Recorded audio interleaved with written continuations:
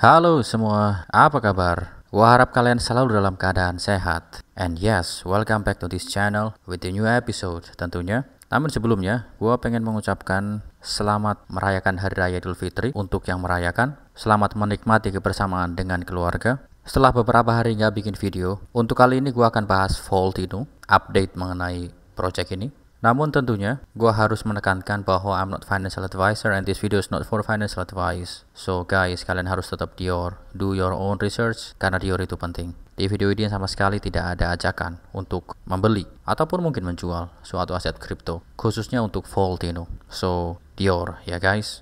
Sebelum kita ke pembahasan intinya, for the record, the global crypto market cap sekarang sitting down di angka 1,73 triliun US dollar. Dan ini mengalami penurunan 0,31% dalam kurun waktu 24 jam terakhir. Jadi tentunya market masih seperti ini. Ini bisa dikatakan unpredictable ya. Dan mungkin kebanyakan aset kripto berwarna merah yang artinya mengalami penurunan. But it's okay, it is what it is ya kan. Untuk yang berniat holder jangka panjang, apapun projectnya, gua doakan biar selalu kuat ngeholdnya. Untuk yang trading jangka pendek ataupun mungkin scalping, tetap hati-hati tentunya, oke? Alright teman-teman, gua ajak kalian ke DEX tool untuk melihat sisi fundamental dari Vaultino. Untuk harga di waktu sekarang pada saat video ini dibikin ada di angka 0,00005 kali ya nolnya 1898. Dalam kurun waktu 24 jam terakhir ini mengalami penurunan sebesar 0,89% dan dalam kurun waktu 1 minggu ini mengalami penurunan sebesar 30,92%. Untuk market cap-nya ada di angka 127 juta US dollar. Kemudian untuk holdernya berdasarkan DEX tool yang kita lihat sekarang ini ada di angka 6.980 holders. Kita cek chartnya sejenak. Ini di time frame 4 jaman. Ini ada dari harga sekarang. Kalau gua tarik Fibonacci dari area sebelah sini ke ATH-nya. Memang untuk sekarang harganya ada di golden ratio antara level 61,8% sampai 65,0%. Harganya sempat jatuh ke area sini ya. Dan kalau kita tarik trendline yang kita taruh di support level dari bawah sini, ini sebenarnya masih belum nge-breakdown dan gua harap nggak sampai nge-breakdown. Karena kalau masih di atas trendline ini, gua masih optimis kalau fasenya masih bullish. Cuma nanti kalau pada akhirnya dia nge-breakdown trendline ini, ya next key support levelnya kemungkinan ada di area sini atau di level 78,6%. Ini ada di harga sekitar 0,00 sekian, 14 sekian. Semoga sih jangan. Kalau misalkan ada yang nanya, "Bang, kenapa Vaultino harganya drop?" Simple, karena orang yang beli di bawah sini atau mungkin sebelum migrasi udah pada TP. Apalagi untuk holder-holder yang orang-orang kita Indonesia ya kan. Mungkin banyak yang TP untuk kebutuhan lebaran, who knows. Menurut gua sama sekali nggak ada yang salah dengan Vaultino karena sentimennya sangat-sangat positif, arminya pun sangat kuat, makin kesini makin banyak. Jadi memang ketika misalkan ada spike yang begitu signifikan, tentu nanti akan ada pullback yang cukup signifikan juga gitu loh. Dan kalau kita apply menggunakan MACD, memang kita lihat bahwa di waktu-waktu ini, waktu itu memang terjadi dead cross dan akhirnya fase koreksi terjadi. Dia turun, kemudian dia melewati garis nolnya. Untuk sekarang, semoga ini nanti terjadi golden cross. Semoga saja, karena ini garis birunya udah mulai mengarah ke atas ya. Semoga seperti itu. Kalau misalkan itu terjadi, semoga nanti harganya dari golden ratio ini dia akan pelan-pelan naik ke atas. Kita berharapnya seperti itu.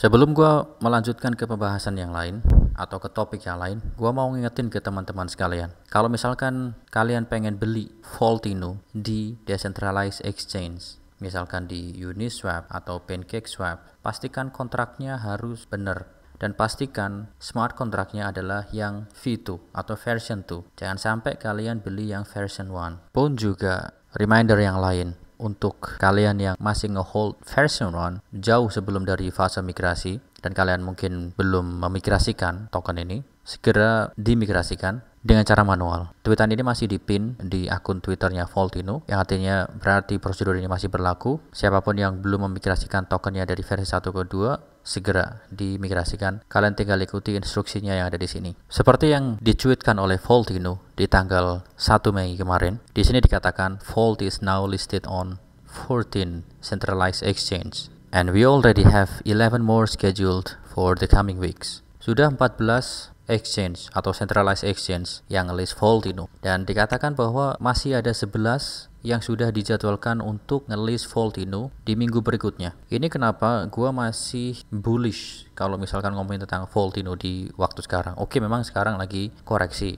Namun kalau ngelihat planning ke depannya, gua rasa ini akan segera bounce back atau reversal ke atas. 11 centralized exchange yang akan datang, yang notabene kita tahu bahwa ketika di list di platform baru, volume perdagangan akan meningkat, new investor juga akan masuk, new holder juga akan masuk. Secara teorinya pastinya akan mengangkat harga dari Voltino itu sendiri.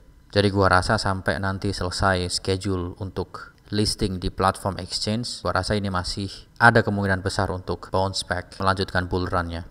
Untuk centralized exchange yang baru-baru ini ngelist Voltino, ini adalah La Token. Jadi Voltino di list di platform ini kemarin di tanggal 2 Mei.